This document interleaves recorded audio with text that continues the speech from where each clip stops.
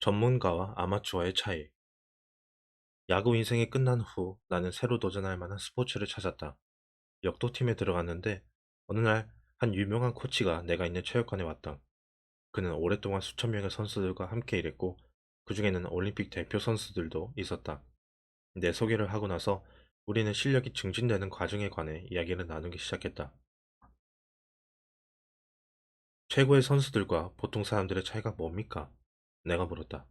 그러니까 대부분의 사람들에겐 없지만 그들에게 있는 거요. 그의 대답은 쉽게 예상할 수 있는 것이었다. 유전, 행운, 재능 등. 하지만 곧 그는 예상치 못한 답을 덧붙였다.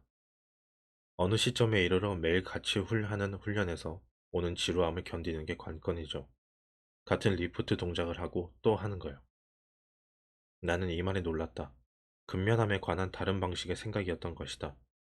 우리는 자신의 목표를 향해 나아가면서 계속 발전해야 한다고 말한다. 비즈니스든 스포츠든 예술이든 우리는 이런 말들을 듣곤 한다. 다 열정 문제야. 넌 정말 그걸 원해야 해. 결과적으로 많은 이들이 집중력이나 동기를 잃으면 낙담하고 만다. 성공한 사람들은 바닥에 보이지 않을 만큼 열정이 무한대로 있으리라고 생각하기 때문이다. 그러나 코치는 실제로 성공한 사람들 역시 우리처럼 동기가 일어나지 않는 걸 느낀다고 말했다. 단지 이들은 지루함을 느끼는 대신 동기가 일어날 방법을 계속해서 찾는 게 차이라고 했다. 뭔가를 숙련하려면 연습이 필요하다. 하지만 연습을 하면 할수록 점점 그것은 일상이 되고 지루해진다. 초심자가 어느 정도 숙련되면 배울 건 뻔하게 예상되는 것들이고, 그러면 흥미가 사라지기 시작한다. 때로 이런 일들은 더 빨리 일어나기도 한다.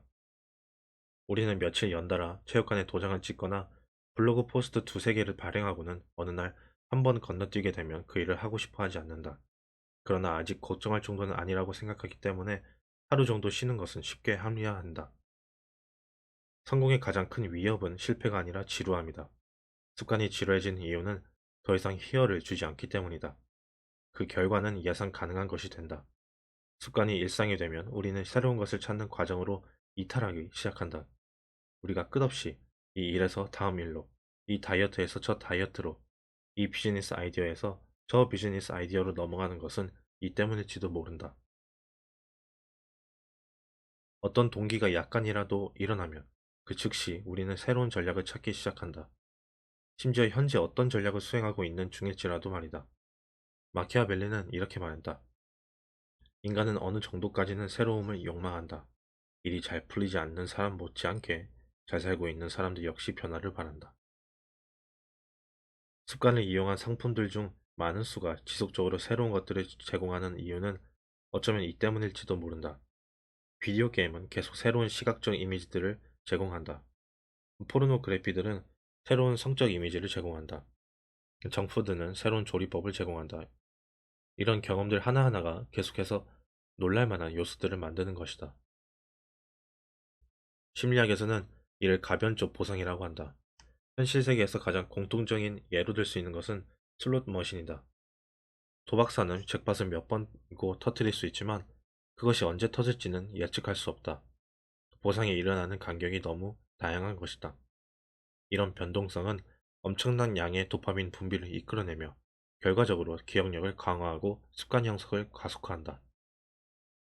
가변적 보상이 열망하는 가변적 보상이 열망을 만들어내지는 않는다.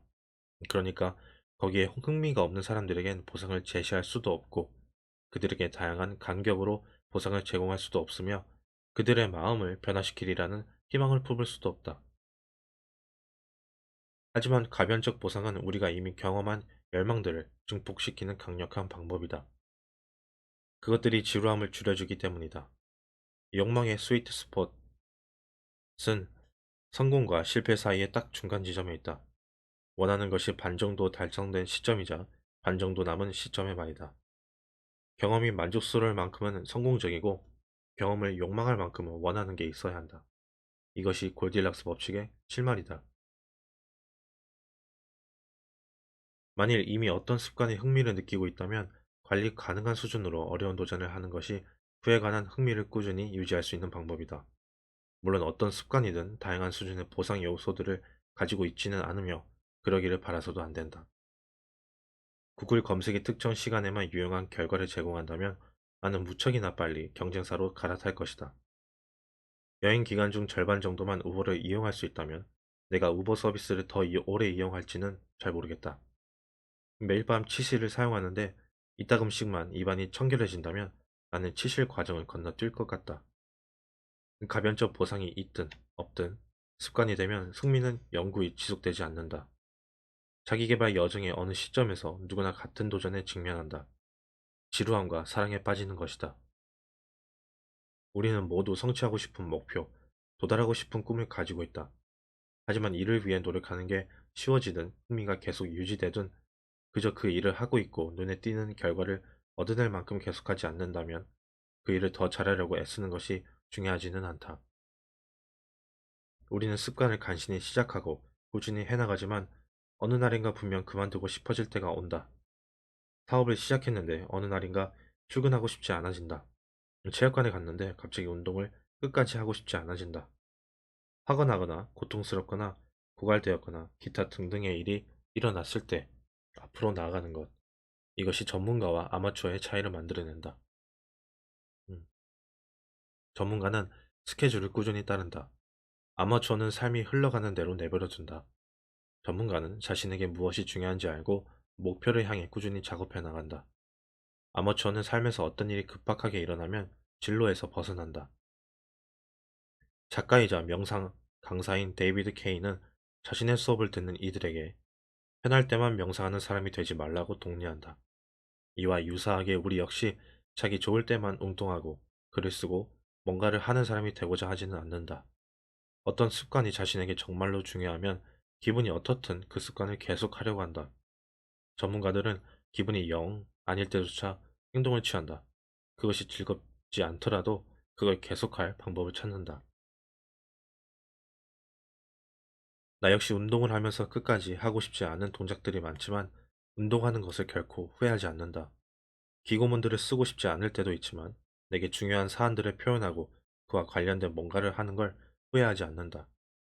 어떤 일을 탁월하게 해내는 유일한 방법은 그 일을 하고 또 하는 것에 끝없이 매력을 느껴야 한다는 것이다.